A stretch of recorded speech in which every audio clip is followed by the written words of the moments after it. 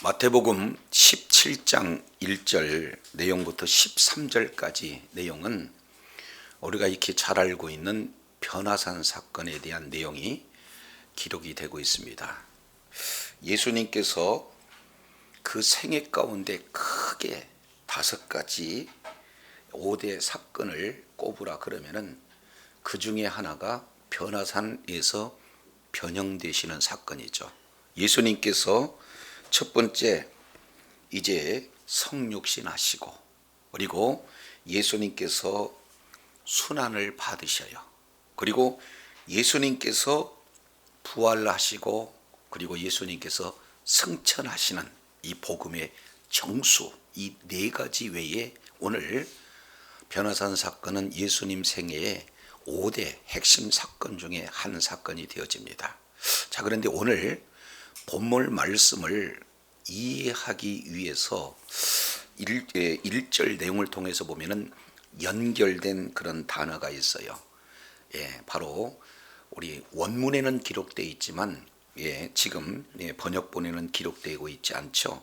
그래서 그리고 엿새 후에 이렇게 표현되어집니다. 그러니까 16장과 17장이 떨어지지 않았다. 그러면은 여기서 엿새 후라고 하는 것은 16장 이후에 6일째가 되었다, 이런 말씀을 하고 있어요. 그러니까 결국 지금 엿새 후라고 하는 이 내용은 예수님께서 이제는 메시아의 길, 바로 장로들과 대제사장과 서기관들에게 이제 고난을 받고 죽임을 당하고 다시 살아나여라 나리라 하는 메시아 비밀처를 공개한 이후 6일이 되었다, 이렇게 지금 말씀을 하고 있는 것을 볼 수가 있어요. 자, 그러니까 6일째가 되었을 때 제자들은 매우 마음 가운데 혼란스럽고 마음 가운데 불안한 마음을 금할 길이 없습니다. 왜냐하면 그들이 지금까지 예수님을 계속해서 따랐던 그 이유는 메시아에 대한 오해 속에서 따랐던 거죠. 그런데 믿고 의지하고 이제 예수님께서 이루셨다라는 기대감 가운데 갑자기 우리 주님께서 죽으신다라는 이런 사실을 이제 전해 듣고 난 다음에 그 마음 가운데 불안함을 이렇게 떨칠 수가 없는 그 6째 때가 되는 그때 예수께서 그 제자들 가운데 특별히 3명을 구별해 가지고 함께 어디로 가느냐, 따로 구별해서 높은 산으로 올라가셨다, 지금 이렇게 표현을 하고 있습니다. 자, 이것이 변화산에 올라가게 된 하나의 그 서론적인 내용에 해당이 되어져요. 자, 그리고 이제 이 올라가는 내용 가운데는 놀라운 의미가 담겨져 있습니다. 이제 불안에 떨고 있고 혼란 가운데 있는 그런 제자들을 향해서 다시금 예수님께서 위로해 주시고, 다시금 예수님께서 용기를 북돋아 주기 위해서 예수님이 누구신가 하는 그런 내용을 그들에게 정확하게 보여주시기 위해서 특별히 3명을 데리고 이제 집중 훈련을 진행을 하고 있는 그런 내용이 소개가 되고 있습니다. 동시에 이제 1차 독자인 제자들에게 이런 말씀이 주어지지만 2차 독자, 바로 우리가 되겠죠. 예수 그리스도를 믿는 믿음으로 예수님의 제자가 되어서 예수님의 그 길을 가고자 하는 우리 이 내용을 통해서 보면은 이제 예수님이 왜 십자가에서 죽으실까 하는 의문이 우리 속에서 남을 수도 있어요. 왜냐하면 예수님은 이제 이런 힘이 연약해 가지고 힘이 없어서 십자가에 끌려 돌아가실 수밖에 없구나 하는 이런 잘못된 오해를 이제 벗어나서 그러한 능력의 주님에도 불구하고 스스로 우리를 위해서 십자가에서 죽으셨구나 라는, 그리고 십자가에 죽으셨지만 죄와 사망을 이기시고 다시 살아나시는 이런 어떤 내용을 통해서 이제는 진정한 바로 십자가, 이 순환, 이 내용에서 결국 사망 권세 이기고 부활하시는 예수님이 바로 복음의 핵심이 되어진다는 것을 우리들에게 보여주시기 위해서 지금 이 변화산 사건에 대한 내용을 말씀을 하고 있어요. 그러니까 순환을 예고한 다음에 바로 부활 승천하신 예수님의 영광이 얼마나 이제 이런 어떤 위험스러운 영광 가운데 있는 모습인가를 잘 보여주고 있습니다. 자, 이것 머릿속에 기억하시고 우리 배경을 알아봐야 돼요. 여기서 산에 올라가셔서 변형되었던 이 내용은 구약에서 어떤 배경을 가지고 있는가, 이 배경 속에서 오늘 본문을 봐야 예수님이 과연 누구신가 하는 이 내용들을 우리가 밝히 살펴볼 수가 있습니다. 자, 우리 출애굽기 24장 이 내용을 통해서 보면은 굉장히 중요한 내용이죠. 출애굽기 19장에서 출애굽한 이스라엘 백성들을 이제 시내산에서 하나님께서 모세를 부르시고 언약을 맺으시는 그런 내용이 쭉 소개가 되면서 24장은 언약을 체결하는 그런 내용입니다. 자, 24장 1절. 또 모세에게 이르시되 너는 아론과 나답과 아비후와 이스라엘 양노 70인과 함께 여호와께로 올라와 멀리서 뭐하고 경배하고, 여기서 모세와 그리고 함께한 세 사람이 누굽니까? 아론, 나답, 아비후, 특별하게 세 사람을 구별해서 70인 장로와 함께 시내산에 오르게 했다. 오늘 12 제자 가운데 3명 베드로, 야고보, 요한을 구별해서 이제 높은 산에 올라가는 그 사실은 배경을 이 출애굽기 시내산 상황하고 지금 이렇게 배경을 두고 있습니다. 자, 올라가셨을 때 16절 보겠습니다. 24장 16절 5절. 모세가 산에 오름에 구름이 산을 가렸어요. 그러면은 여기에 구름이 가렸다라고 하는 것은 우리 육적으로 바라보는 그런 구름인데, 지금 일반적으로 바라보는 구름이 아니라 여기는 하나님의 임재를 말씀하고 있습니다. 자, 그래서 16절. 여호와의 영광이 시내산 위에 뭐했어요? 머물렀습니다. 자, 외적으로는 구름이 머물르고 있는 거고 영적으로는 여호와의 영광이 시내산 위에 머물렀어요. 자, 그랬을 때 구름이 며칠 동안 6일 동안 산을 가리더니 오늘 몇째째 되는 날? 6째 되던 날에 예수님이 세 제자를 데리고 높은 산에 올라가시는데 여기에 6일 동안 산에 가리었다라는 내용을 이렇게 말씀을 하고 있습니다. 그러면서 제7일에 여호와께서 구름 가운데 누구를 부르셔요? 모세를 불렀다. 그래서 6일째가 되던 그 내용과 6일 동안 시내산에 머물른 그런 어떤 내용을 비교해서 지금 우리 주님께서 말씀을 하고 있습니다. 그러니까 결국 구약에서 시내산에서 영광 가운데 모세와 그리고 아론, 아비후, 나답, 아비후 이 세 사람 이렇게 불러서 이제 하나님의 임재 가운데로 올라오게 했던 그 하나님이 오늘 뭐예요? 예수님의 12 제자 중에 세 사람을 구별해서 올라가게 하는 그 하나님이 누구다? 예수 그리스도다라는 사실을 구약의 배경 속에서 오늘 지금 말씀을 하고 계세요. 자, 그래서 올라갔더니 구약에서 보니까 주의 영광으로 충만했다 하는 이런 어떤 내용을, 자, 마태복음 이제 17장으로 돌아오겠습니다. 그들 앞에서 변형되사 그 얼굴이 뭐예요? 해같이 빛나며 옷이 빛과 같이 뭐였더라?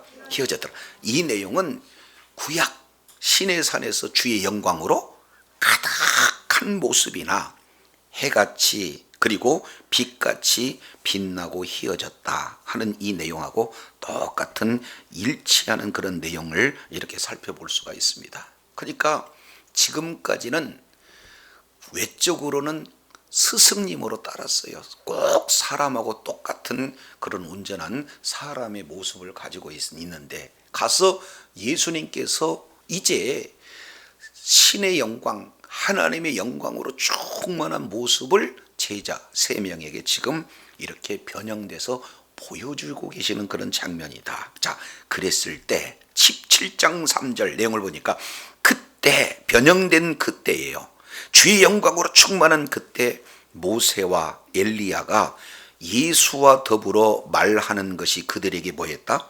보여거늘. 거기서 갑자기 등장하는 인물이 2명 있는데 바로 모세와 엘리야 두 사람이 지금 등장을 하고 있어요. 그러면 여기서 모세는 잘 알겠지만 율법의 대표입니다. 그리고 엘리야는 예언의 대표예요. 그러니까 둘을 따지고 보면은 모세와 엘리야라고 얘기하면은 구약 성경 이렇게 얘기하면은 맞는 내용이 되어집니다. 자, 그래서 예수님은 바로 어떤 분이냐? 율법을 완성하신 분. 그리고 예수님은 어떤 분이냐? 예언을 성취하신 분이 바로 예수님이시다. 그러니까 지금까지 구약에서 이제 말씀하신 그 하나님, 그리고 구약에서 예언하시는 그 하나님이 바로 예수님을 통해서 성취되어진다라는 사실을 17장 3절 예수님과 엘리야와 모세 이 대화 속에서 지금 살펴볼 수 있는 그런 어떤 내용이에요. 근데 마태는 무슨 이야기를 했는지 기록을 의도적으로 없앱니다. 자, 그런데 이 내용에 대해서 똑같은 부분을 누가는 그 엘리야와 모세와 엘리야와 예수님과의 대화를 이렇게 기록하고 있는 장면이 누가복음 9장에 이렇게 소개가 되고 있어요. 자, 우리 잠깐 누가복음 9장 내용을 한번 살펴보도록 하겠습니다. 이제 23절 또 무리에게 이르시되 누구든지 나를 따라오거든 자기를 부인하고 날마다 자기 십자가를 지고 나를 따를 것이니라. 제자도에 대해서 말씀을 하신 이후에 28절 이 말씀을 하신 이후에 8일쯤 되어 그랬습니다. 여기는 또 6일이 아니라 8일 그랬으니까 이건 시간의 카운터가 조금 차이가 나는 거예요. 그러니까 틀린 것이 아니라 기준이 언제서부터냐. 그러니까 6일도 맞고 8일도 맞는 그런 내용입니다. 그랬을 때 예수께서 베드로와 요한과 야고보를 데리시고 기도하러 산에 올라가셨다. 그래서 지금 현재 여기서 내용을 보면은 크게 살펴보게 되어지면은 시간, 장소 그리고 대상들이 지금 소개가 되고 있어요. 시간은 여섯째 되는 날, 다른 말로 8째 되는 날. 장소는 높은 산. 그리고 대상은 누굽니까? 12제자 중에 3사람. 이 3사람을 특별히 구별해서 이 3사람들을 집중 훈련을 시켰다. 이렇게 볼 수가 있습니다. 첫 번째 베드로는 어떤 자입니까? 바로 제자들의 대표예요. 수제자라는 뜻이죠. 그리고 이 야고보라고 하는 내용은 계시의 전달자입니다. 그러니까 제자들 중에 가장 오래 살아서 마지막 계시의 완성인 바로 요한계시록을 기록하고 있는 제자예요. 그리고 야고보는 최초의 순교자입니다. 그러니까 이 각각 3사람에게 대해서 특별 훈련을 이렇게 진행을 하고 있는 내용인데, 자, 29절 기도하실 때 그 용모가 변화돼서 그 옷이 휘어져서 광채가 나더라. 자, 문득 2사람이 예수과 함께 말하니, 자, 이는 모세와 엘리야라. 자, 그래서 모세는 뭐의 대표? 율법의 대표, 엘리야는 예언의 대표. 자, 그래서 이제 이 천상에서 셋이 지금 사실은 회의를 지금 진행을 하고 있는 이런 내용의 천상회의의 내용이 어떤 내용인가? 장차 예수께서 예루살렘에서 뭐 하실 것을 말씀하셨다? 예, 별세 하실 것을 말씀하셨다. 그 별세에다가 밑줄을 쫙 치세요. 이 별세라고 하는 이 내용은 뭐라고 표현하면 엑소도스, 원문 내용으로 보면은 엑소도스. 이 엑소도스는 어디에 쓰느냐? 출애굽 때 사용되어지는 용어입니다. 그러니까 결국 우리 주님께서는 별세, 세상을 뭐예요? 떠나신다, 탈출하신다 라는 이런 어떤 내용을 지금 말씀을 하고 있어요. 애굽에서 떠났다, 애굽에서 탈출한 것처럼 진정한 출애굽의 완성이 언제 이루어지느냐? 지금 변화산에서 그 논의가 지금 이루어지고 있는 그런 어떤 내용이에요.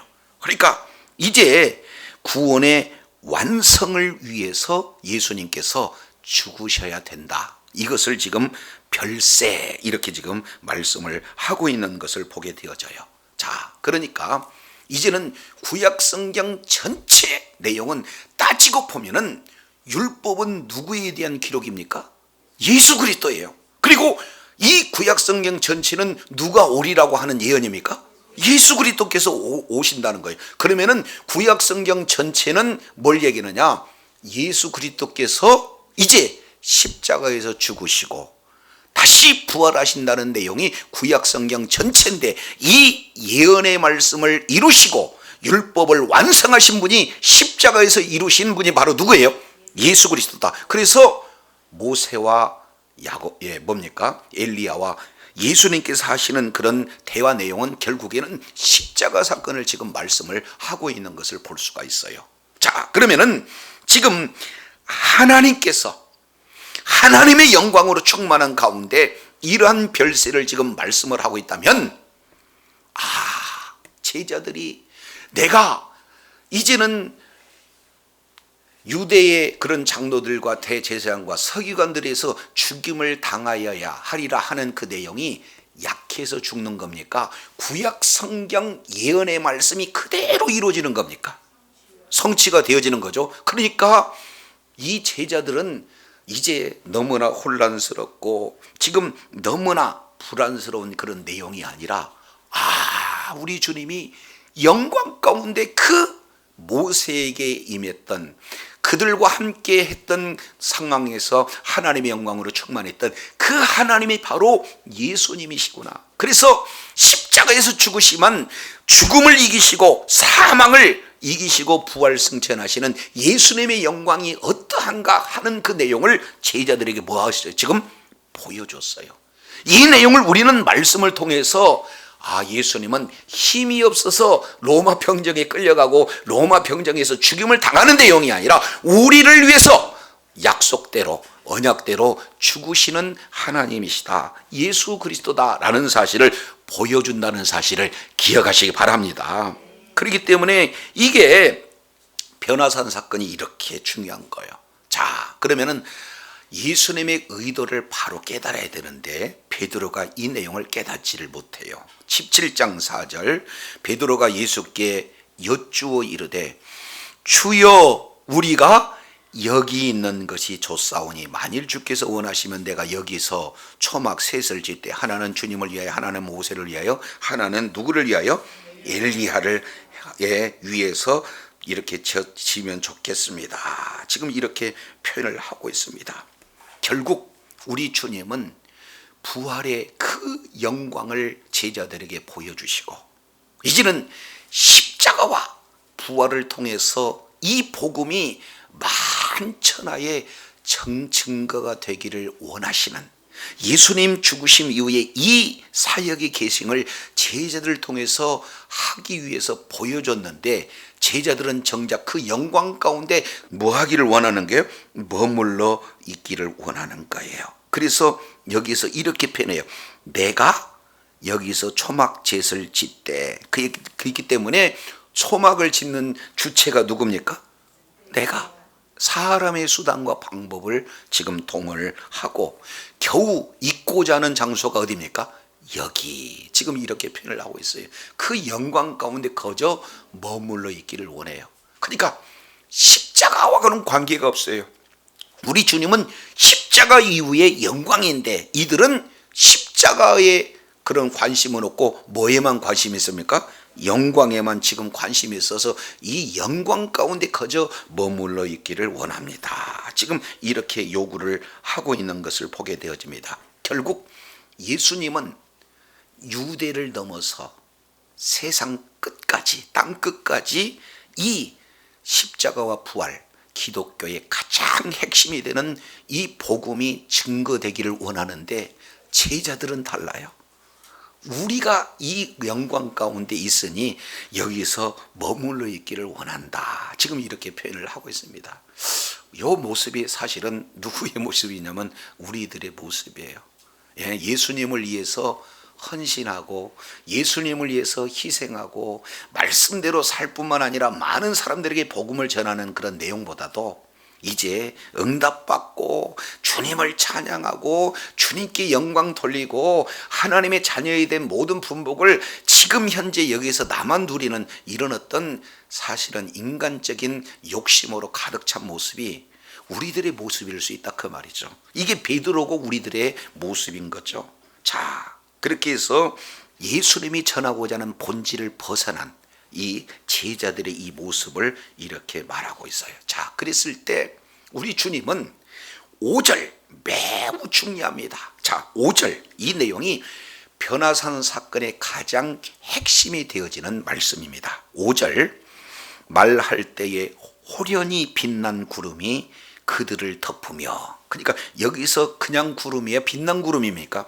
이것은 여호와의 영광이 충만한 임재 상태를 지금 말하고 있어요. 그래서 구름 속에서 음성이 들립니다. 소리가 납니다. 뭐라고 말씀하십니까? 이는 내 사랑하는 아들이요 내 기뻐한 자니. 두 가지 내용이에요. 사랑하는 자, 기뻐하는 자. 이것이 구약 예언의 메시아 예언의 큰 두 기둥이 되어집니다. 하나는 내 사랑하는 아들이다. 이 내용은 시편 2편 7절의 말씀을 근거해서 왕으로 오실 메시아 하는 내용이 되어지고, 동시에 여기에서 내 사랑하는 누구다? 아들이요. 그 다음에 뭐라고 그랬어요? 내 기뻐하는 자다. 이것은 이사야서 42장 1절의 말씀이에요. 예수님은 왕으로 오실 메시아도 되지만 종으로 오실 메시아도 된다. 이 두 가지 내용을 구약에서 큰 두 가지의 흐름, 메시아에 대한 예언의 내용이 왕으로 오실 메시아, 종으로 오실 메시아, 이 내용을 하늘 문이 열리고 하늘에서 음성을 이렇게 들려줘요. 그러니까 예수님은 그분이 하나님이지만, 신분은 하나님은 이 땅에 와서 뭐예요?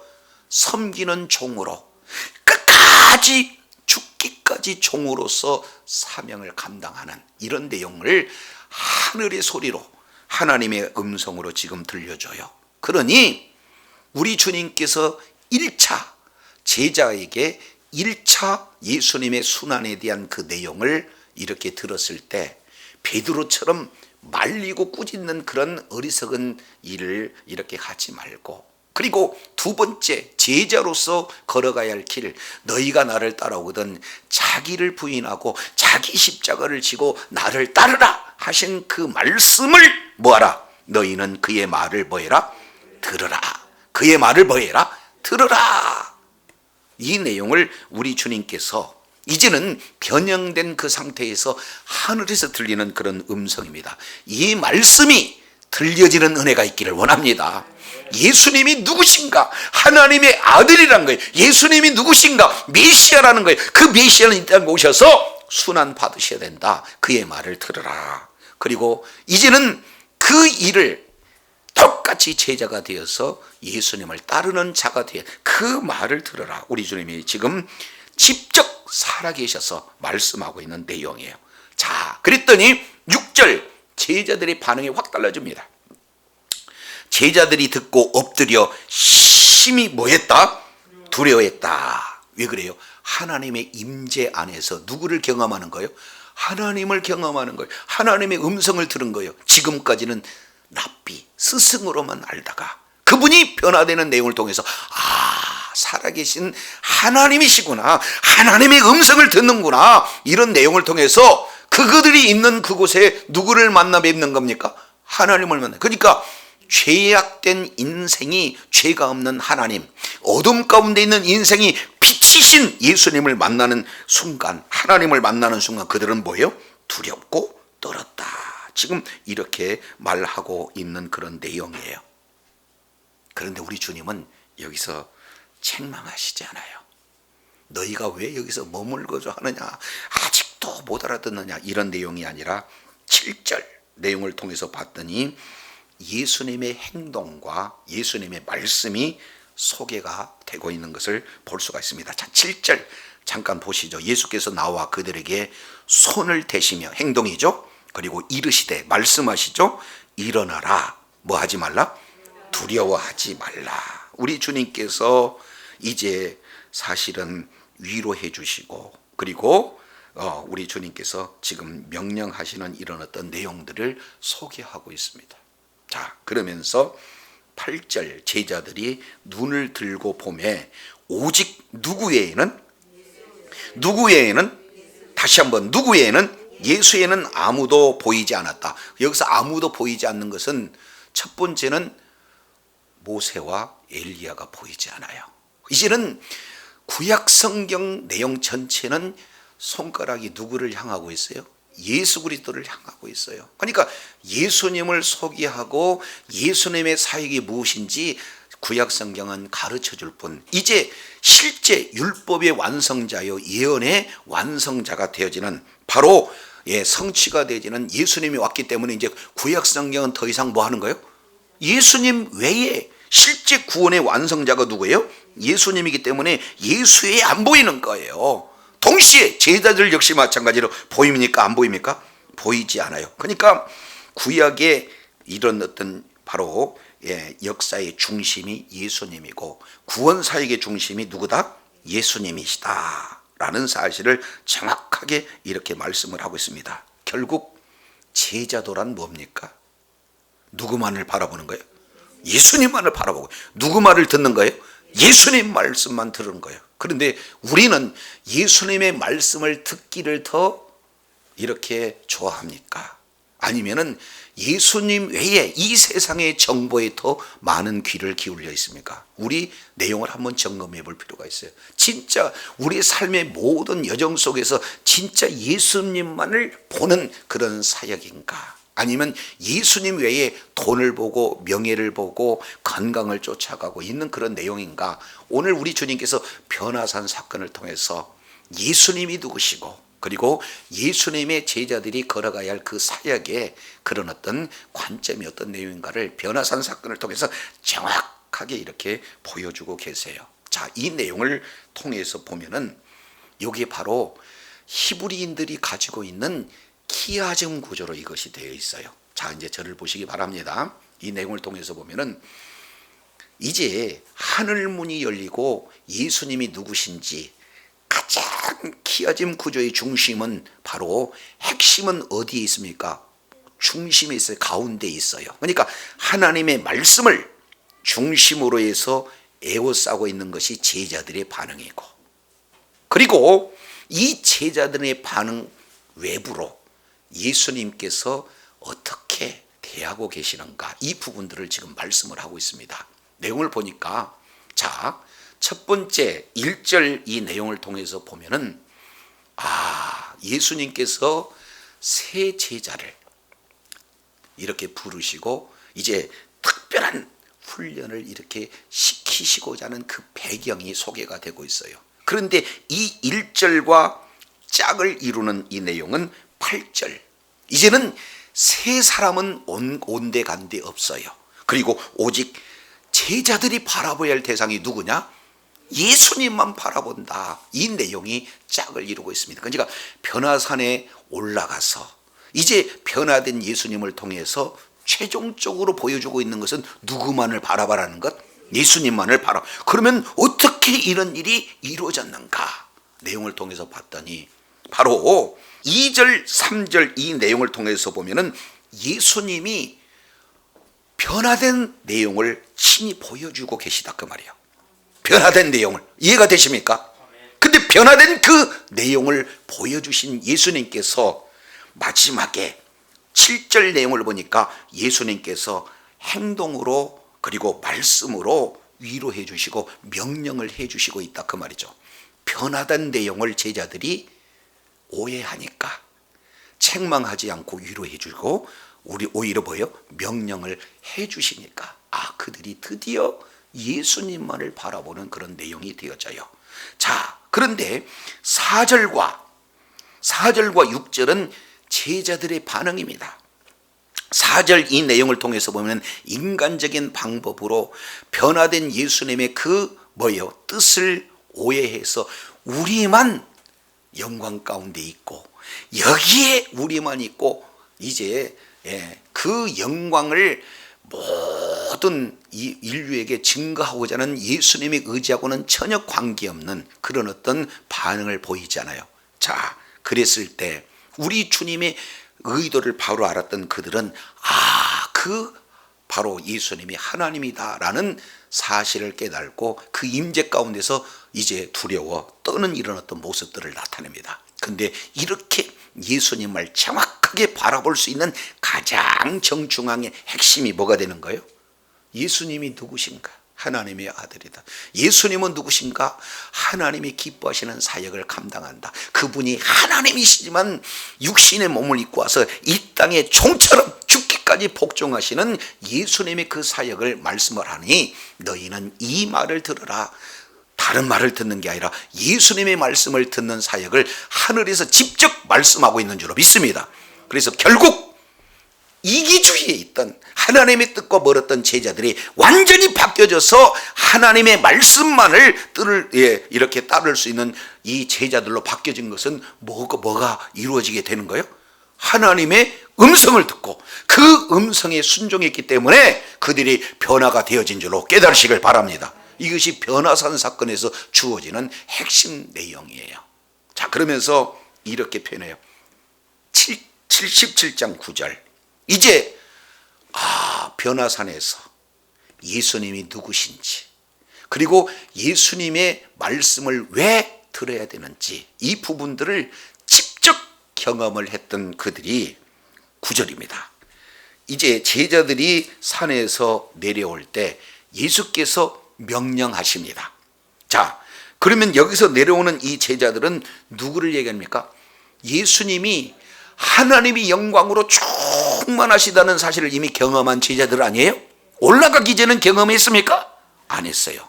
경험하고 온 예수님의 제자들에게 예수님이 이렇게 명령하십니다. 인자가 죽은 자 가운데서 살아나기 전에는 본 것을 아무에게도 뭐 하지 말라?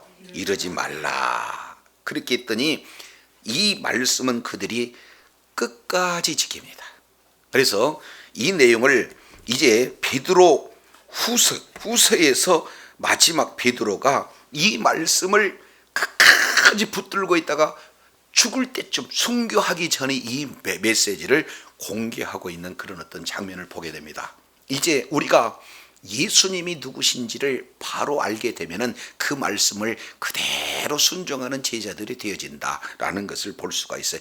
단 의문이 하나 생겼어요. 그 의문은 뭐냐? 10절 내용을 통해서 보니까 제자들이 예수님에게 물어 이르되 그러면 어찌하여 서기관들이 엘리야가 먼저 와야 하리까 하나이다. 이걸 지금 물어봅니다. 왜 그러냐면 이 배경은 말라기서 4장 맨 마지막 절 4장 4절 5절 6절 이 내용을 통해서 보면은 예수님이 오시기 전에 반드시 우리 하나님께서 보낼 자가 있는데 그게 누구냐? 바로 엘리야를 보낸다는 것. 그래서 엘리야에게 공의가 바로 서고 그리고 가정의 질서가 바로 설 수 있도록, 그래서 이 엘리야가 예수님의 오실 수 있는 그 길을 이제 마련하는 그런 어떤 일들을 엘리야 선지자를 통해서 예언을 하고 있는 것을 볼 수가 있어요. 우리 잠깐 이 마태복음 몇 장 앞으로 넘기면은 말라기가 나오죠. 그래서 말라기서 4장 내용을 한번 보겠습니다. 말라기서 4장 내용을 보면은 4절이에요. 너희는 내가 호렙에서 온 이스라엘 위하여 내 종 모세에게 명한 법 곧 율례와 법도를 기억하라. 보라, 크고 여호와의 크고 두려운 날이 이르기 전에, 여기서 여호와의 크고 두려운 날이라는 것은 메시아가 임하는 날, 다른 말로 하나님이 직접 찾아오시는 날, 다른 말로 예수님께서 오시는 그 날이 이르기 전에 먼저 선지자 엘리야를 너희에게 뭐한다? 보낸다. 그러니까 말라기 맨 마지막이니까 그들은 누구를 기다리고 있는 거예요? 엘리야를 기다리고 있어요. 자, 그러면은 의문사항이 생겨요. 아니, 예수님이 하나님이다 라는 사실을 이미 변호사는 통해서 알았어요. 그러면 예수님 앞서 누가 와야 되는데? 엘리야가 왔는데 그들이 생각했을 때는 엘리야가 안 온 거잖아요. 그러니 궁금증이 생길 수밖에. 그러니까 예수님에게 물어봐요.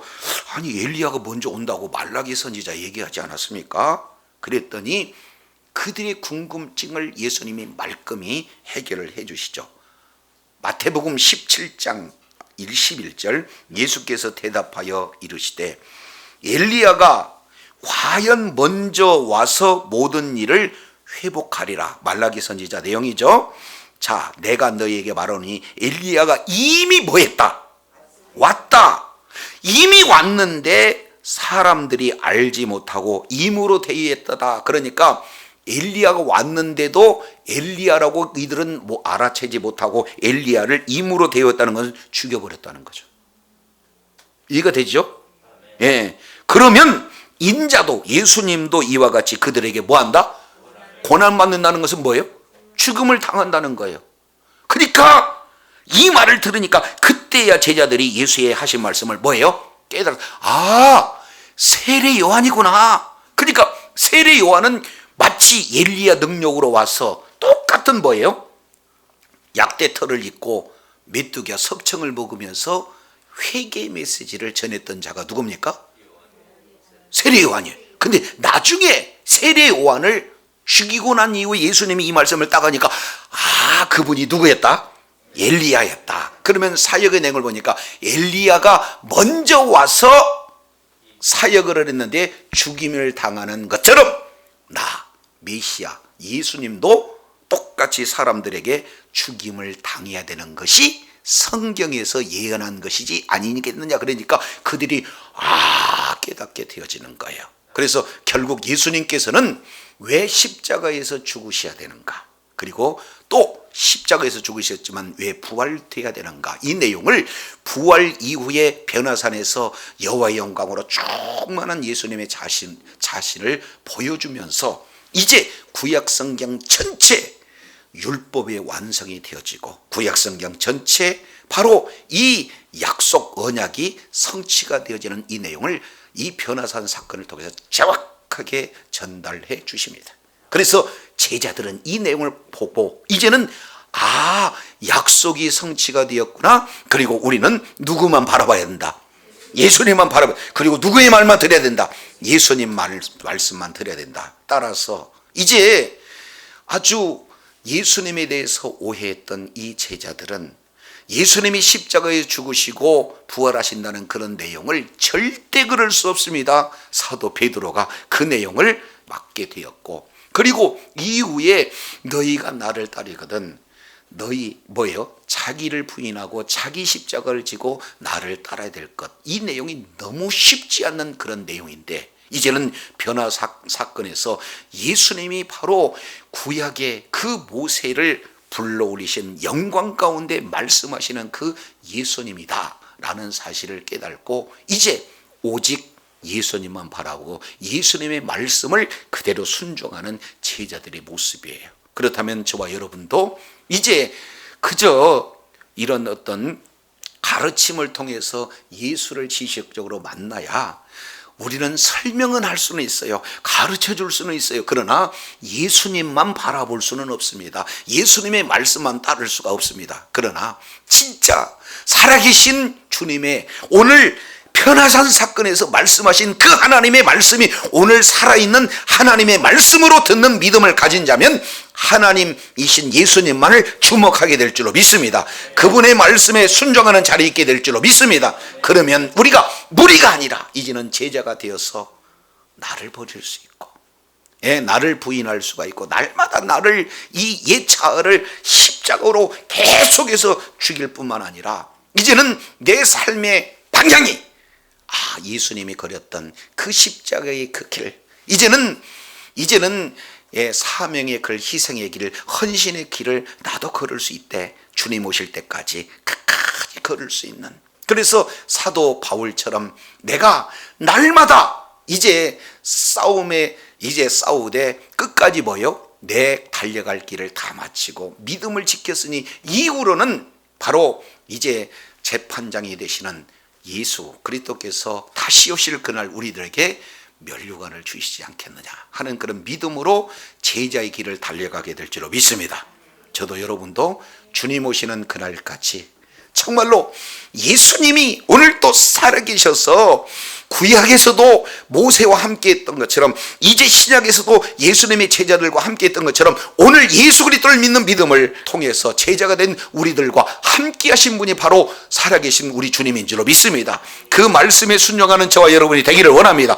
그분께 시선을 고정하는 저와 여러분이 되기를 원합니다. 그래서 무리가 아니는 하나님의 자녀로서 모든 호화를 다루는, 모든 축복만을 다루는 그 자리에만 머무는 것이 아니라 그 받은 축복을 이제는 다른 사람에게도 증가하는 제자의 삶을 삶으로 하나님 앞에 존귀하심 받는 주의 자녀들이 다 되시기를 예수 이름으로 축원합니다. 기도하겠습니다.